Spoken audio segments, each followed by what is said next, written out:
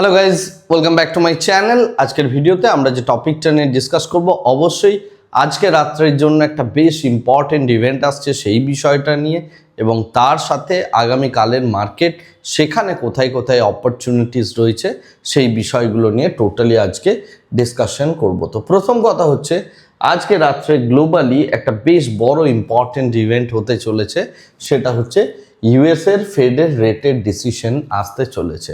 আপাত দৃষ্টিতে দেখতে গেলে পুরো গ্লোবাল মার্কেট তারা প্রত্যেকেই মনে করছেন যে এখন হয়তো ইউএস ফেড এক্ষেত্রে কোনো রকমই রেট কাট বা রেট হাইক কোনো কিছুই করবে না। তো এক্ষেত্রে রেট আনচেঞ্জ থাকবে, কিন্তু ফেডের চেয়ারম্যান যে বক্তৃতাটা রাখবেন তার এফওএমসি মিটিংয়ের পর, সেইটা ডোভিশ হয় নাকি হকিশ হয়, কী টাইপের তিনি বক্তব্য রাখছেন তার উপরে নির্ভর করবে পুরো গ্লোবাল মার্কেটের নেক্সট মুভমেন্টটা। অর্থাৎ এই মুহূর্তে প্রত্যেকেই ওয়েট অ্যান্ড ওয়াচ মোডে আছে, তো সেই জায়গা থেকে কিন্তু মুভমেন্ট হতে চলেছে। তো আজকে রাত্রের জন্য সেই কারণে গোল্ড, বিটকয়েন এই টাইপ অফ ইনস্ট্রুমেন্টগুলো রীতিমতো ভোলাটাইল থাকবে রাত্রি 12টা থেকে শুরু করে 1টা-1:30টা অবধি। এই যে টাইম পিরিয়ডটা, এই টাইম পিরিয়ডটার মধ্যে গোল্ড এবং বিটকয়েন বা যত রকমের ক্রিপ্টোকারেন্সিস রয়েছে সেগুলোর মধ্যে আমরা একটা ড্রামাটিক সুইংস দেখব। এর যে ইম্প্যাক্ট সেটা আগামীকাল সকালে আমাদের ইন্ডেক্সে এবং তার সাথে সাথে আমাদের যে গোল্ড রিলেটেড স্টকগুলো রয়েছে সেখানে কিন্তু পড়তে চলেছে। তো প্রথম কথা হচ্ছে যে আজকে রাত্রে আমরা এফওএমসির ফেডের চেয়ারম্যানের টোটাল বক্তব্য শুনবো, এবং তিনি কি করতে চলেছেন, তিনি কিভাবে আমেরিকান ইকোনমিকে নিয়ে যাবেন, সেই তার ওপর তিনি যে ভিউটা দেবেন, সেই ভিউটার ওপর বেস করে অ্যাকচুয়ালি মার্কেটের নেক্সট মুভটা হবে। তো পুরোপুরিভাবে আগামীকালের মার্কেটটাকে ট্রেড করার জন্য আজকের ডেটে এফওএমসি বক্তব্য এবং তার সাথে আমাদের যেটা দেখতে হবে সেটা হচ্ছে ইউএস মার্কেট তথাপি গ্লোবাল মার্কেট। এই পুরো জিনিসটা যদি হয়ে যায়, তারপরে আমরা কিন্তু আমাদের কাছে পিকচারটা পুরো ক্লিয়ার হয়ে যাবে আগামীকালের মার্কেটের জন্য, অর্থাৎ সকালের পরবর্তী সময়ে আমাদের কোন জায়গায় অ্যাক্ট করা উচিত। যাই হোক, এই হচ্ছে টোটাল ফেডের ডিসকাশন রিলেটেড ডিসকাশন। নেক্সট যে বিষয়টা ইম্পর্টেন্ট সেটা হচ্ছে জুন মাসের যে ইন্ডাস্ট্রিয়াল গ্রোথ, সেটা 7%-এর কাছাকাছি হয়েছে, অর্থাৎ 7.3%। গত 23 মাসের সব থেকে হাইয়েস্ট জায়গায়, এবং এক্ষেত্রে যদি দেখা যায় অলমোস্ট 2% ফোরকাস্টের থেকে বেড়েছে। তো এটা রীতিমতো একটা পজিটিভ সাইন। আমি রবিবার দিনের যে ভিডিওটা বানিয়েছিলাম সেখানে বলেছিলাম এই উইকের জন্য ইম্পর্টেন্ট ডেটা হিসাবে ইন্ডাস্ট্রিয়াল গ্রোথ থাকবে। আপনি রবিবারের ভিডিওটাতে গিয়ে চেক আউট করে দেখতে পারেন, সেখানে যে ইকোনমিক ডেটাগুলো সম্পর্কে আমি বলি। হয়তো ভিডিওগুলো খুব বোরিং লাগে, বাট এই বোরিং জিনিসগুলোই মার্কেটে ইম্প্যাক্ট থাকে। তো যেহেতু এখানে ইন্ডাস্ট্রিয়াল গ্রোথ এতটা পরিমাণ বেশি এসছে, সেই জন্য আজকের মার্কেটের মধ্যে আমরা একটা বুলিশ মোমেন্টাম দেখতে পেলাম। তো আজকের মার্কেটের ট্রেড হওয়ার পিছনে কোন ইন্ডিকেটরটা রয়েছে বা কোন ইকোনমিক ডেটাটা রয়েছে সেই বিষয়টা সম্পর্কে আমি অ্যাকচুয়ালি বললাম, এবং এটা আমি গত রবিবার দিনের ভিডিওতেই অলরেডি আপনাদের বলে দিয়েছিলাম। নেক্সট যে বিষয়টা ইম্পর্টেন্ট সেটা হচ্ছে এডিবি অর্থাৎ এশিয়ান ডেভেলপমেন্ট ব্যাংক ইন্ডিয়াকে $1.85 বিলিয়ন একটা আরবান রিফর্ম এবং সোলার রিফর্মের জন্য লোন দিতে চলেছে। তো আগামী দিনে এই যে সেক্টরটা রয়েছে আরবান রিফর্মস এবং সোলার ড্রাইভ, অর্থাৎ রুফটপের ওপরে অর্থাৎ ছাদের ওপরে যে সোলার প্যানেলগুলো বসানো হয় এবং ইন্ডিভিজুয়াল হাউসগুলোতে যে ইলেকট্রিসিটির যে জেনারেশন করা হয়, সেই টাইপ অফ যে কোম্পানিগুলো রয়েছে, যে সমস্ত কোম্পানি এগুলোর কাজ করে, সেই কোম্পানিগুলোর দিকে নজর রাখুন। এই নিউজটার প্রভাবে ওই সমস্ত কোম্পানিগুলোর মধ্যে তাদের বিজনেস যদি ইমপ্রুভমেন্ট করে, তাহলে এই কোম্পানিগুলোর মধ্যে একটা ভালো গ্রোথ আসার চান্স রয়েছে। নেক্সট যে বিষয়টা ইম্পর্টেন্ট, আদানি পোর্টস তারা ইউকের সব থেকে লার্জেস্ট যে অপারেটর হওয়ার জন্য পোটেনশিয়াল বিড করেছে, এবং এই জায়গা থেকে এই বিডটা যদি তারা জেতে, তাহলে যেটা দেখা যাবে আদানি পোর্টসের অর্ডার বুক আরও বড় হতে চলেছে।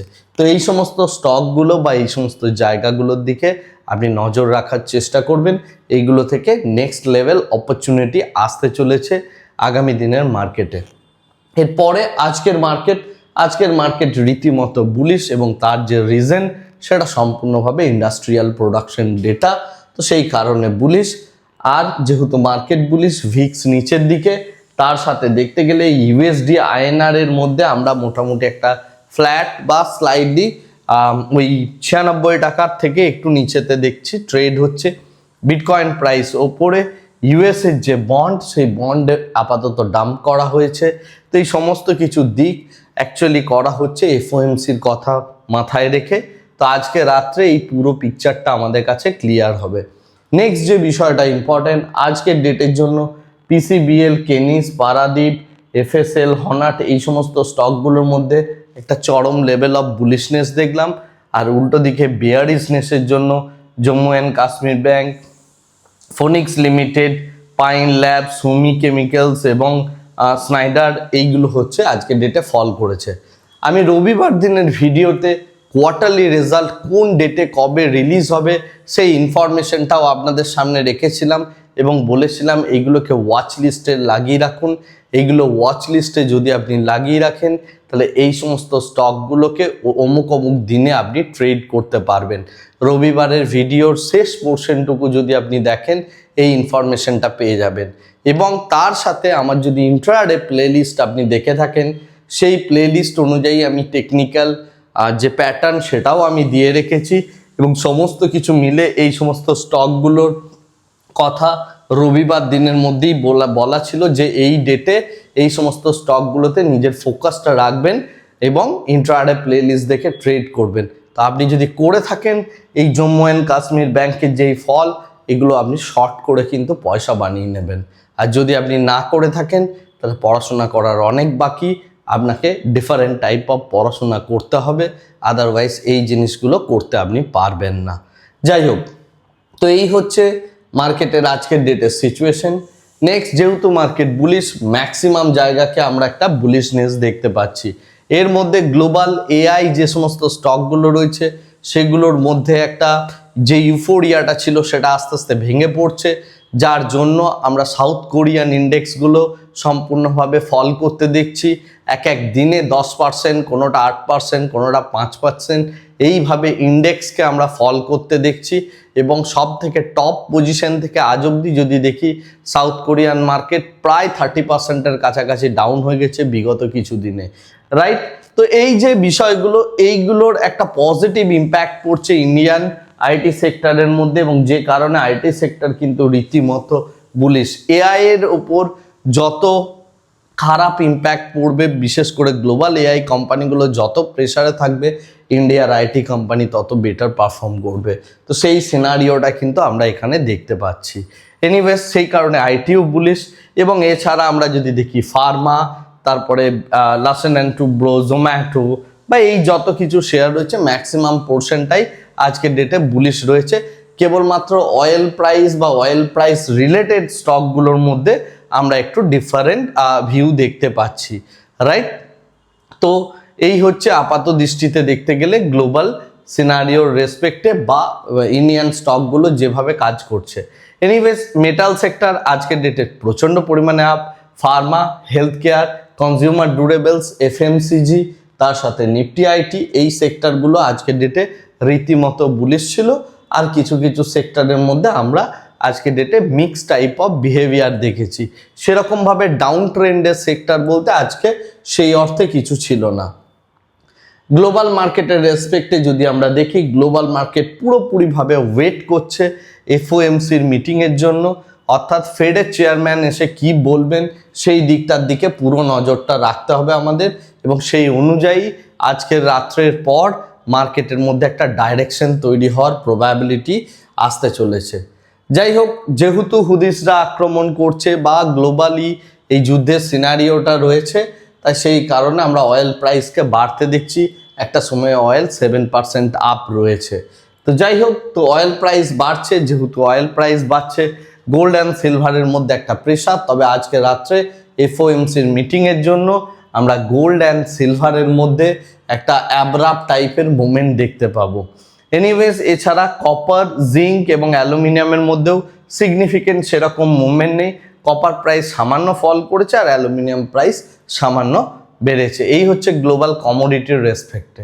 এনিওয়েজ আমরা যদি আজকের ডেটের আমাদের নিফটির দিক থেকে দেখি, তাহলে 24,000 মানে ওপেন ইন্টারেস্টের রেসপেক্টে যদি আমরা বিচার করি, 24,000-এর যে স্ট্রাইক প্রাইস ছিল, সেই 24,000-এর স্ট্রাইক প্রাইসটাকে আমি গতকালই বলেছিলাম একটা ব্যারোমিটারের মতো দেখবেন, এবং সেক্ষেত্রে 24,000-এর স্ট্রাইক প্রাইসে কল রাইটাররা পড়েছে, পুট রাইটিং বেড়েছে। সকালবেলায় গ্যাপ আপের পর থেকেই সিনারিও ধীরে ধীরে পাল্টাতে শুরু করে, এবং সেই কারণে মার্কেটের মধ্যে একদম পুরো একতরফা আমরা একটা মুভমেন্ট দেখলাম। যদিও এই মুহূর্তের দিকে যদি তাকাই, 24,200 নিয়ারেস্ট এটিএম পয়েন্ট, 24,250 হচ্ছে এটিএম পয়েন্ট, কিন্তু 24,200-র মধ্যে মোটামুটি একটা 50-50 পজিশন রয়েছে। তো এইটাকে আমরা আগামীকালের মার্কেটের জন্য ব্যারোমিটার হিসাবে দেখব। রেঞ্জ হিসাবে যদি ট্রিট করতে হয়, এই মুহূর্তে 24,000 থেকে 24,500, এই এত বড় 500 পয়েন্টের টোটাল রেঞ্জ নিতে হবে, অর্থাৎ নিচের দিকে 250 পয়েন্ট, ওপরের দিকে 250 পয়েন্ট। এইভাবে আমরা রেঞ্জ প্লে করতে পারি এই উইকটার কথা ভেবে। মেবি একটা দুটো অ্যাডজাস্টমেন্টের মাধ্যমেই পুরো জায়গা থেকে আমরা প্রফিট এখান থেকে বের করতে পারবো। আর যদি আমরা দেখি যে এই মুহূর্তের রেজিস্ট্যান্স, তাহলে 24,500, 24,600, 700 এই সমস্ত জায়গাগুলোয় কল রাইটিং পজিশনস প্রচুর রয়েছে। তো এগুলো পরপর রেজিস্ট্যান্স হিসাবে কাজ করবে। আর নিচের দিকে সাপোর্ট বলতে একমাত্র 24,000-এর স্ট্রাইক প্রাইস। তো এই হচ্ছে টোটাল নিফটির ওপর ভিউ। আজকে রাত্রে এফওএমসি যেমন সিনারিও হবে, সেই অনুযায়ী আগামীকাল আমরা নিফটির মধ্যে একটা মোমেন্ট দেখতে পাবো। এছাড়া আজকের ভিডিওটা থেকে আর কিছু বিশেষ বার্তা নেই। আজকের ভিডিওটা এই জায়গাতেই শেষ করছি। Thank you very much, bye bye, tata.